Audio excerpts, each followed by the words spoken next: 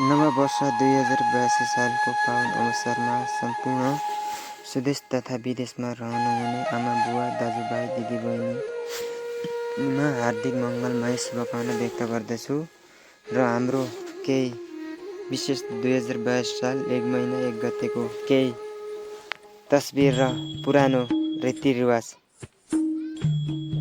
हेर्दै गर्नुहोला ल सबैले।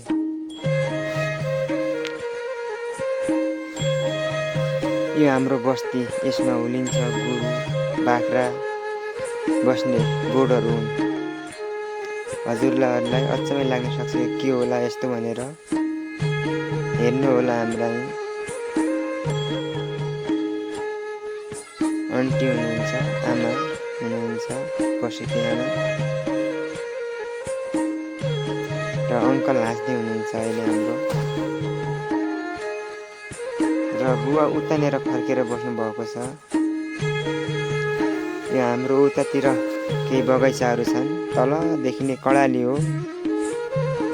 यता हाम्रा बाख्रा गोरु चर्ने वनहरू छ यहाँनिर। बीचमा पानी पनि रहेको छ, जो हरियाल देख्नु भएको छ त्यसैमा।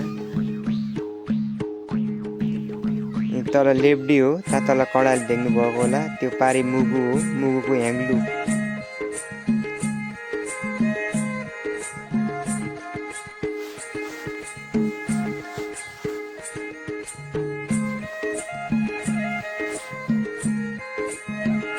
हाम्रो यात्रा भइसकेको छ र यात्रा गरिसकेका छौँ। हामी कडाल नदीमा जाँदैछौँ।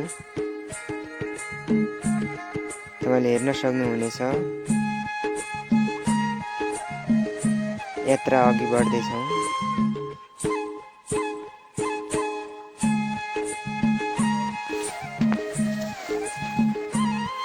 हामी यहाँनिर बसेका छौँ।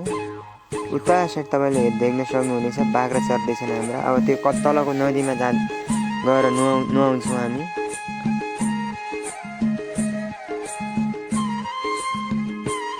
हाम्रो पुरानो रीतिरिवाजमा बाख्रालाई नुहाउन लिँदैछौँ। यदि ननुहाएमा लुतो लाग्छ भन्छन्। बाख्रा देख्न सक्नुहुनेछ तपाईँले। त्यो तल नदीमा लिन्छौँ, पुरा हेर्नु होला र नुहाउँछौँ हामीले केही समयपछि है गाइजहरू।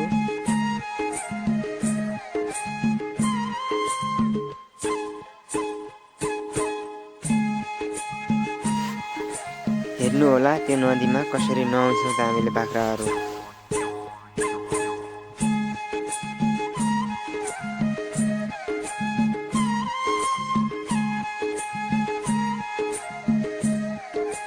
हेर्नु होला हाम्रा बाख्रा बाटोमा पुगिसक्यो अब माथिबाट।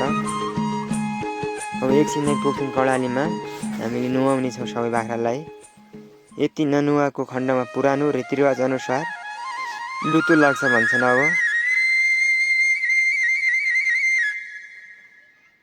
हामी कडालीमा पुगिसकेका छौँ। तपाईँले कडाली नदी पनि देख्न सक्नुहुनेछ है गाइजहरू।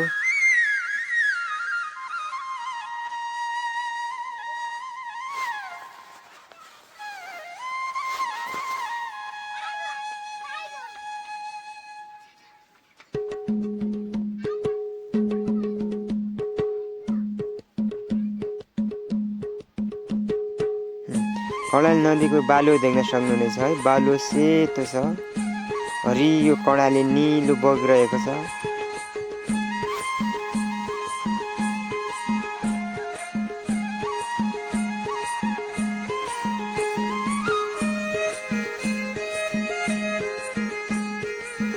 हामी सबै एउटै ठाउँमा आएर सेल्फी पनि लग्यौँ, तस्बिरहरू खिच्दै।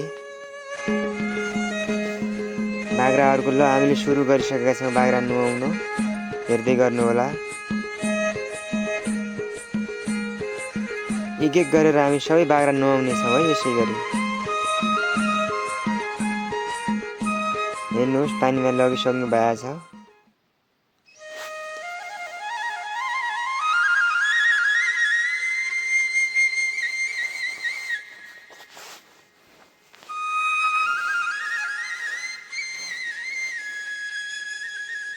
यस्तै रमाइला अन्य भिडियोहरू पनि तपाईँले हेर्न चाहनुहुन्छ भने मेरो युट्युब च्यानलमा तुलसिङ भण्डारी युट्युब च्यानलमा गएर तपाईले हेर्न सक्नुहुनेछ।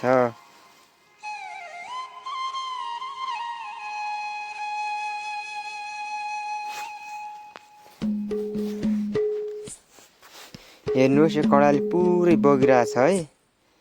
उता बाख्रा नुहाउँदै हुनुहुन्छ अङ्कलले।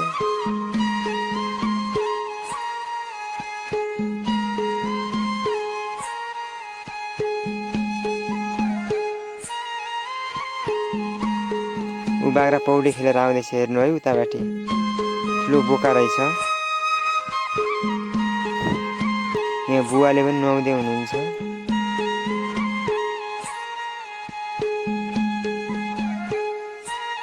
यहाँ बहिनीहरू बाख्रा थुन्दैछन्।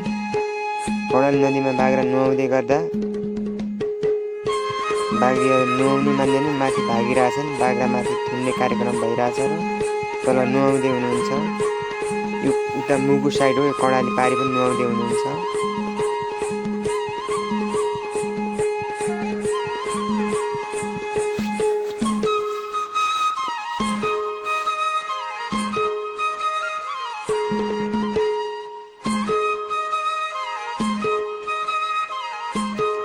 तपाईहरुलाई कस्तो लाग्छ? त्यो परम्परा ठीक लाग्छ कि ठीक लाग्दैन कमेन्ट गर्नु होला ल। यो नुहाउने कार्यक्रम ठीक छ ठीक छैन, पुरानो रीतिरिवाज यो ननुहाएपछि लुतो लाग्छ भन्ने यो ठीक छ ठीक छैन, के कस्तो के सही होला त कमेन्ट गर्नु ल गाइजहरु।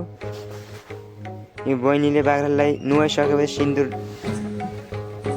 लगाउँदै र सिन्दुर लगाएर एकदम रोमान्टिक गर्दै इन्जोय।